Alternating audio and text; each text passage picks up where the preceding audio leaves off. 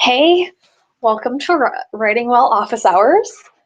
I I'm going to go into some detail about character today. Um, Knowing who your characters are is really important. I think I've mentioned that before, but I wanted to give you some more detail on how you can go about getting started in getting to know your main characters, your protagonists, your antagonists, your bad guys, your best friends, your supporting characters, and also, equally importantly, your ideal reader. Um, I firmly believe that you should go about meeting all of these characters in the same way, and your ideal reader is really a character that represents the person who loves your stories and tells all of their friends about your stories as soon as they know that they're out, and is really a huge advocate for you in terms of spreading word about your stories to other readers. Um, so so when you're figuring out character, um, you want to come up with a method that works for you. I know some authors will, imagine being that character. I do that sometimes, not usually when I'm sitting down to write, but usually more when stories are still in idea phase, when they're still bouncing around in my daydreamy moments. Um, but when I really first sit down to start figuring out character, I like to do um, a sort of a simple personality type profile. Um, I use a combination of things that I learned from Vanessa Van Edwards. She is the founder of scienceofpeople.com, which is a fantastic website. You should go check it out. It's got all sorts of cool stuff about psychology and neuroscience and behavioral science and body language and influence and persuasion and all of this stuff. And she's teaching people how to use people skills more effectively and more intentionally to help, build a brand. But all of what she teaches can be used in any kind of a context. You can use it when you're socializing with your friends to make sure that you're minimizing the misunderstandings. You can use it backwards when you're writing a scene in a story to make sure there's more misunderstanding, right? Um, so one of the things I learned from Vanessa is to use the big five personality types. That's openness, which is how it's almost like curiosity. How willing are you to learn something new? And then there's conscientiousness, which is how much you pay attention to detail. And then extroversion, introversion is like one thing. It's a spectrum. So um, in the big five, you talk about high extroversion would be like an extrovert, and low extroversion would be an introvert. And then there's those of us who are somewhere in the middle, and I bounce between being a high extrovert and a low extrovert. I don't really do the middle very much, but like if I do a Myers-Briggs test, I end up looking like I'm in the middle, even though it really depends on something I have yet to figure out. Fun times.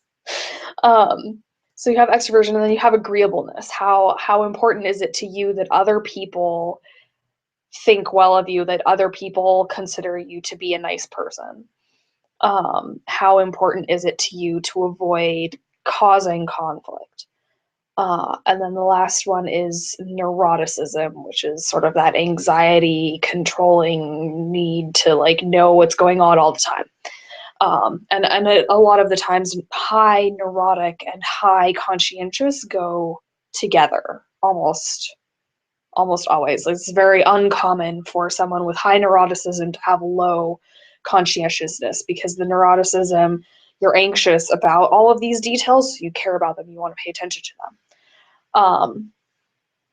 So that's a big five, and then I add to that. I add the five love languages Gary Chapman developed, which is I was first introduced to them also by Vanessa. So all of this stuff is still from Vanessa's Science of People work, and then there's the nine intelligences, and I know that there is a person who developed these, and I've heard several people reference who it is, but I can't remember, and I can't find that reference. Google is failing me. But there are 9 types of intelligences. There's visual spatial, there is auditory musical, there is verbal linguistic, there is computational logical, there is interpersonal, there's intrapersonal, um, there's kinesthetic, which is like physical movement, and then there's naturalistic, so interacting with nature, being out in nature, and there's spiritualistic, which is it's hard a little bit to describe the distinction between intrapersonal intelligence and spiritual intelligence because they're very similar in a lot of ways. Um, people who have either one of those are going to be very self-aware, and they're going to be very good at self-development.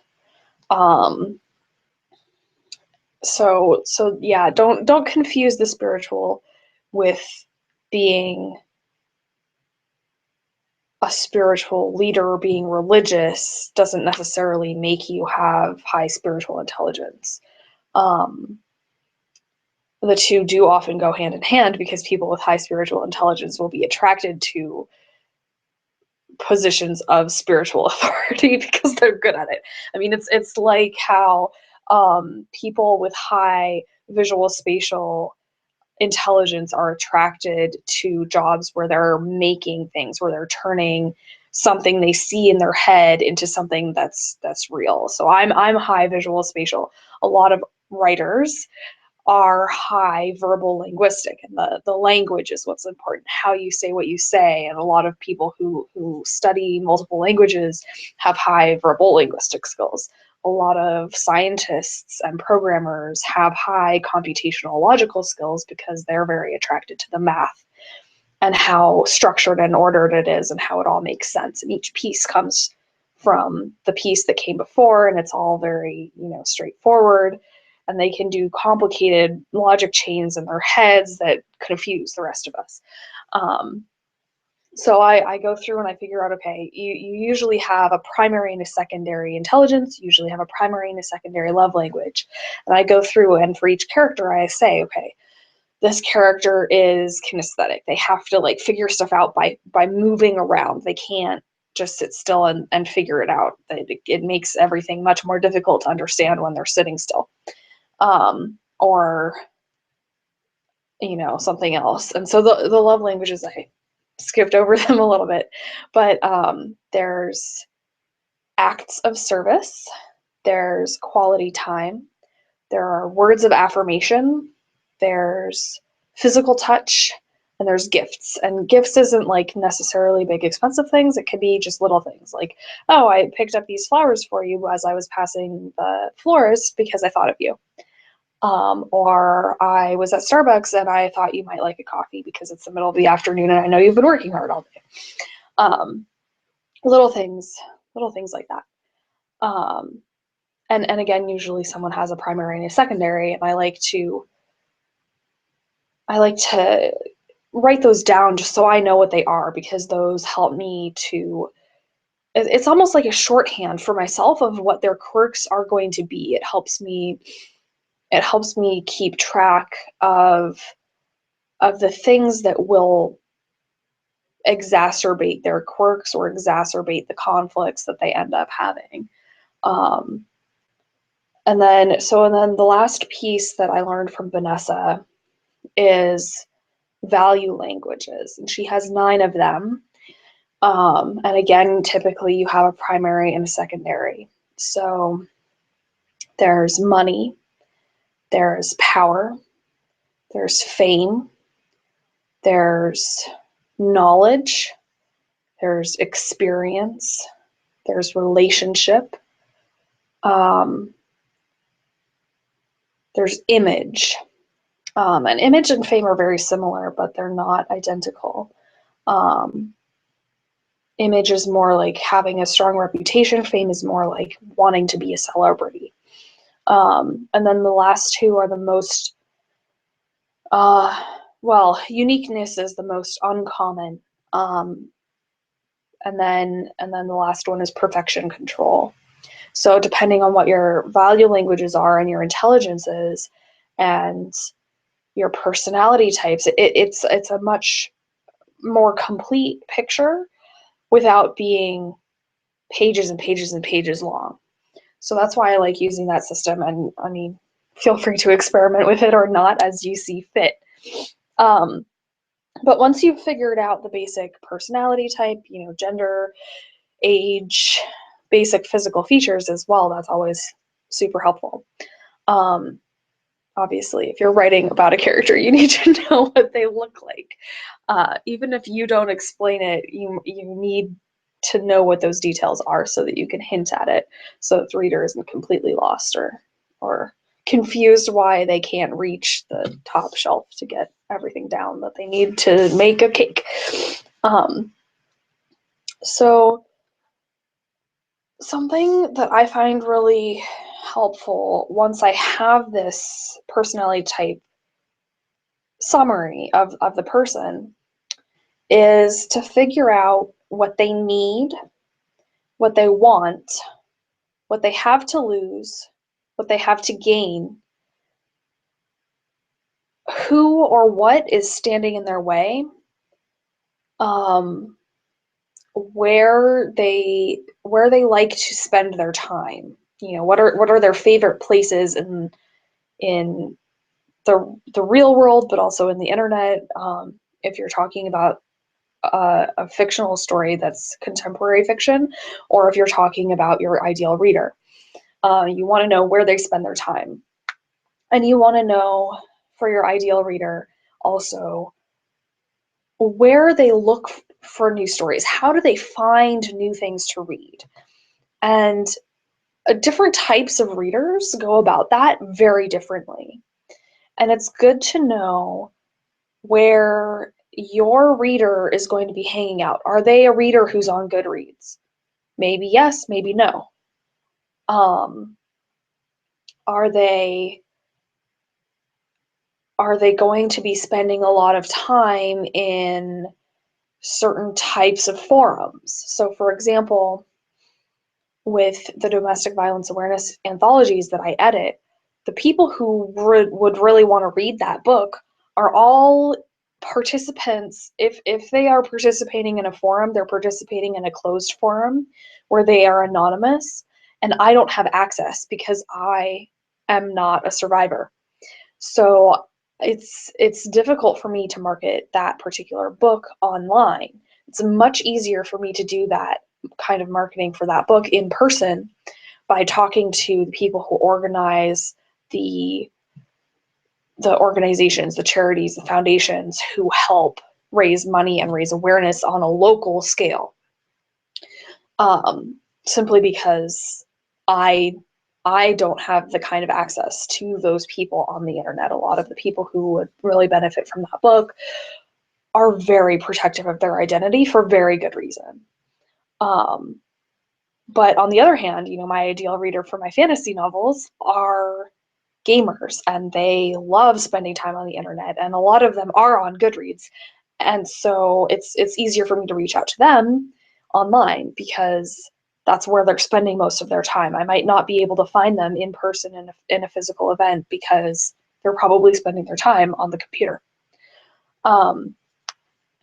And knowing what's in their way, and knowing what they need versus what they want, like those things are not necessarily the same, right? And you need to give them both what they need and what they want, unless those are at complete cross purposes. Because you know, when you're trying to write the description of your book for Amazon, for the print copy, you want to know why would your ideal reader want to read this book, and why would they want to share that book with their friends? What is it that makes that story speak to them? And and they're going to be attracted through the description to purchase your book by how you connect what they want to the story they're going to get. And once, like, ignore every marketing principle out there that business people tell you if you're writing fiction, because you know how to connect to characters, you know how to connect to readers. You're a writer. That's what you do. You know how to do it already. You might not have as much practice as you want, and you probably are not feeling very confident in your skills, but you do know how to do this, and you're capable of doing it. And you have this superpower called storytelling that you already know how to do. Um, I have not met anyone at all ever who was bad at storytelling and wanted to be a writer. Everyone I know who has ever wanted to write anything, who has had that desire, has been good at telling stories. So you are good at telling stories, and you can use that storytelling ability to connect your reader to your story if you know your reader, right? You can't talk to them well if you don't know who they are, right? Um, you need to get inside their head, and that is why I think the best way to do that is to use your favorite characterization methods. And I shared my short, succinct way, but I still will write through things, and I'll write out paragraphs to answer some of these questions. I'll write several paragraphs on what they need. I'll write several paragraphs about what they want. I'll write several paragraphs about what they have to lose. I'll write several paragraphs about what they have to gain. And I'll do all of this without thinking about the story that I am trying to get them to read, without thinking about, what I'm going to say in the description. I write it all independently, separately. Um, Simply focus on trying to understand who my reader is, because I want all of that background information before I go through to say, okay, um, I know this person well enough that I can consider them a metaphorical best friend. And if I wanted to convince my best friend to read a book, what would I do? You're probably really good at convincing the people that you care the most about to at least look into something that you think is a valuable use of their time. Whether it is, eating fresh fruits and vegetables more often, or going on daily walks, or going to a concert, whatever it is, you're probably really good at convincing the people you care most about. So the best way to know to get your books into the hands of the readers who want them is to make this character who represents your one perfect reader, and get to know that one perfect reader as well as your best friend, as well as your parents and your sisters and your spouses. um you know it just is way easier. It's less stressful. You don't have to worry about whether your copywriting is good or whether you're giving too much of the story away or not, because you know that already. You already know who you're writing to. And that helps you too to understand what to put on your website, what sorts of, is your reader going to want extra merchandise? Is your reader going to want bookmarks? Are they going to want mugs, the like cover image on it? Stuff like that. That's extra, that's beyond the story itself. Are they going to want behind the scenes sort of almost like DVD extras, like you go and you look at the Lord of the Rings and they've got hours and hours and hours of DVD extras. And that is the sort of thing that really appeals to my fantasy readers. But that doesn't mean it's going to appeal to your readers, because your readers are probably different from mine. Um, you know, but at the same time, your reader probably does care about how you came to the idea for the story and sort of your journey from that idea to it becoming actually a book and how you made that happen. But they probably don't care about whether you write at 5 in the morning or 2 in the afternoon, and they probably don't care whether you use the Big Five system to figure out your characters, or the Myers-Briggs system, or the Enneagram one, or any of the other ones. There's like a million out there. Um, yeah, yeah, that's what I've got on character. I think, there are so many ways of approaching character that are out there in the sphere of the internet. And it doesn't really matter what you end up using, or if you invent something all your own, or if you're just, very, very loose and unstructured. Um, so if you don't know where to start by taking what I do or what someone else does and copying it, going through it, and when you feel like something is stressful or too much work, get rid of it. When you feel like something is helpful and you feel a sense of relief when you are like, okay, I'm going to do that, and then it's going to make this other thing that I need to do easier. Those are the things you keep. You keep the things that reduce your stress, and you get rid of anything that increases your stress. Um, you want to make sure that you're using that test on everything always, as you experiment with your process, as you experiment with how you get to know your characters and your reader. um, if it's stressful, stop doing it. You want to save that brain power and that creativity and that battle fight for fighting resistance. You want to save that for actually writing your story. You don't want to be wasting your emotional energy on tasks that are sub sub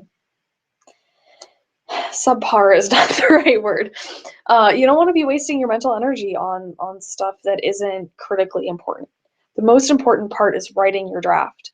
And if spending 2 hours writing a million words on your character is stressful, then you won't have the energy you need to write your draft. So pick something that's shorter, that's condensed, that's maybe 5 minutes, something that's quick and simple and easy. Um, yeah. But if spending 2 hours writing stuff about your character is calming, if it helps you have confidence that you know that person well enough to write about them when you start your draft, then it is really important to do. And it's important to do it with intention and purpose for every character that's going to be important before you sit down to write your story. So, um, yeah, do what works for you. And if you need a spot to start with what I do. I'll be linking to some of the information on how to do that in the show notes. Yeah,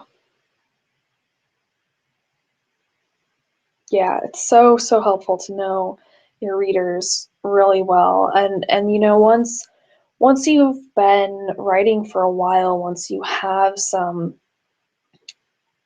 Google Analytics traffic data on your website, you'll be able to see, does my ideal reader profile that I wrote before I had any people reading my work, is that reflected in the people who are really actually reading your stuff, and the people who are going to your website, and the people who are buying and clicking through and joining your email list. And you'll be able to see where the discrepancies are. You'll be able to see where the congruences are, and you can modify who that ideal reader is over time as you get data. But having that ideal reader gives you it gives you the confidence to know that you're starting from a place where someone out there knows that they are going to like your story, and they know that they're going to like your story because they identify with that ideal reader. um, it's the same way that, you might know that you want to participate um, in an online writers forum, something like Scribophile or the writing community here at Abyssinian Books, or even a writers community on Goodreads, or any of the others out there, maybe Wattpad. You know which of those you want to participate with because you identify with that company's ideal client, ideal customer. And the reason that you do identify with that person is because they have a character sketch that they made when they were figuring out their business, and they don't call it a character sketch. They call it a business avatar or customer avatar or client avatar or an ideal client, ideal customer. They'll use those businessy terms, but it is exactly the same thing as a characterization sketch. What I call a characterization sketch. Other people might call it a character profile or an ideal character, or a personality type for a character, or first person character interview, stuff like that. You can get a million questions online that you can have your character answer, and you just write down what your character answers. Or so you can say, so what's your name? How old are you? Where did you grow up? You can write down all the answers and have your character talk to you sort of in an interview style, imagined interview style conversation. Which is fun to do, but for me that takes too much time. So I don't tend to do that very often, and when I do, it's only specific questions. If there's something that I need to know about that they haven't told me in the context of writing the story, but I need to know about it as background before I write a certain scene, then I'll go look and see, okay, how can I find some questions to ask so I get this background information right.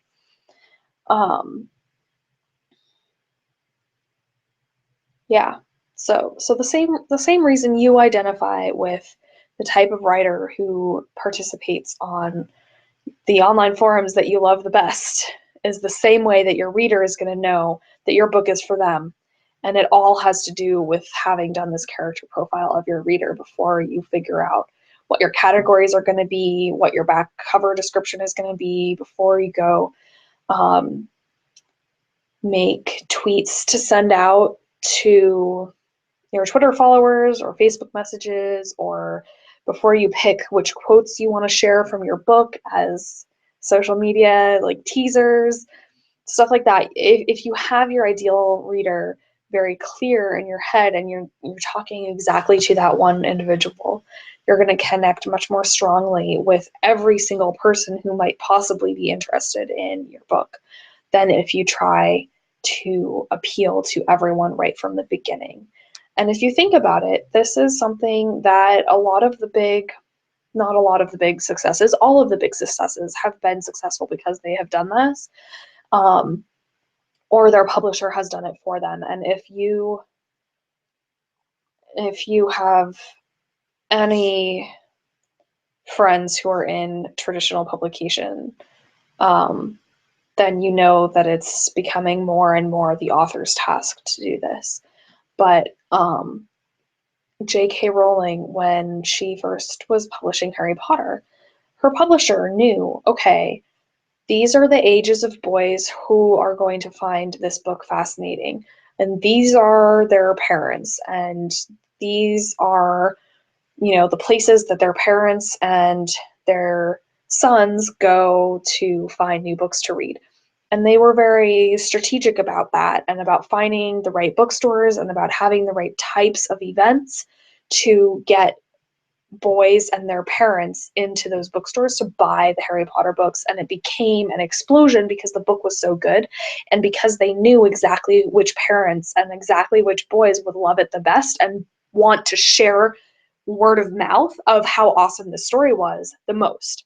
So everyone who has been successful has had that as some sort of thing, whether they did it on purpose or they did it by accident. It's been there, and it was always clear. Andy Weir in The Martian, he started out just writing a chapter every couple months on his blog, And his readers were the ones who insisted, we want this as a book, we want this as a book, we want this as a paperback. And it sort of grew from there. But he knew that the people who were going to want to read his blog were people who were interested in science, who were interested in science fiction where the science was real, where the stuff that happened is plausible in the laws of physics as they are understood today. And so he made it very clear that, you know, he was going to do the research necessary to figure out everything that they knew about Mars that he could figure out. And he did all sorts of math and all sorts of calculations to get his world building right, because he knew that his readers cared and he cared. And that's what made that connection, and that's what built his following and became the huge success that is The Martian. So it's not a waste of an hour or two to do it. It really is going to help you for the entire rest of your career. And it's worthwhile to go and update it every now and then.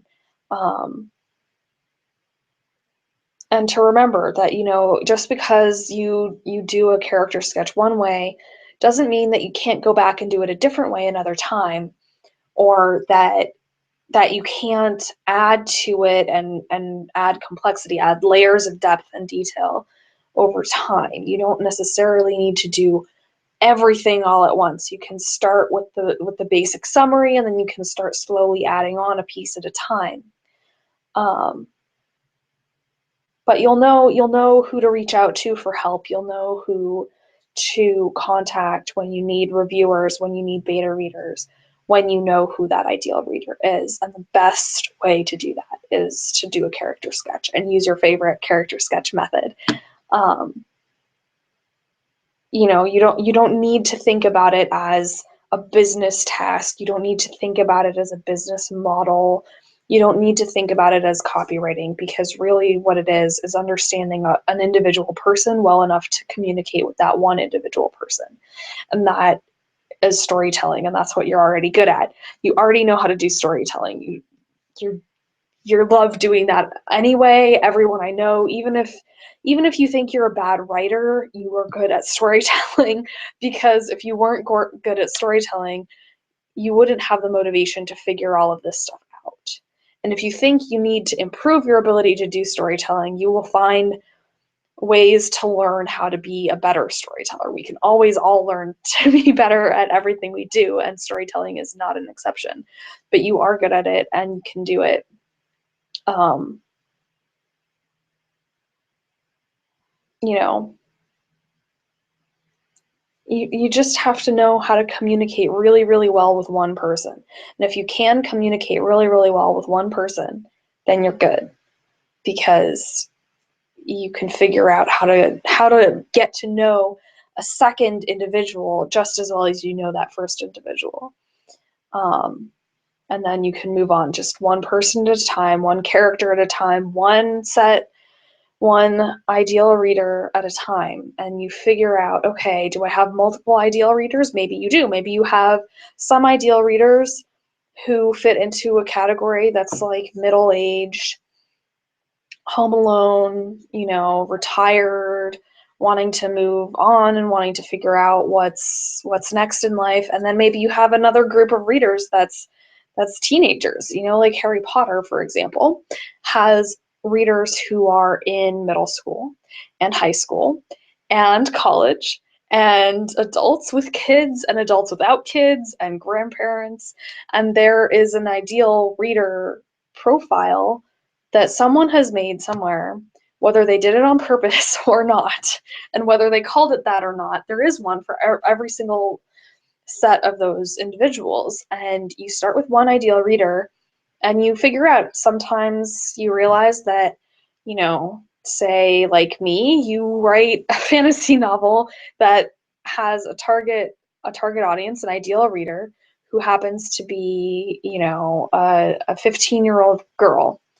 But then you write a science fiction novel that has an ideal reader who is a 25-year-old woman. So it changes, and different books and different series can have different ideal readers. And if you can connect really well with one character, if you can connect well enough with one character to write that character's story, then you can write an ideal reader profile well enough to connect with your ideal reader so that they know that they want to read that story. Um, and it's not daunting, it's not difficult. You already know how to do it. Um, and if you really want help getting started, if you need that kind of guidepost to keep you from getting lost in the experimentation of all of the different ways you can figure out who these characters are, you can always join the community, the writers community, and ask questions. I'm happy to answer them. So I look forward to seeing you there.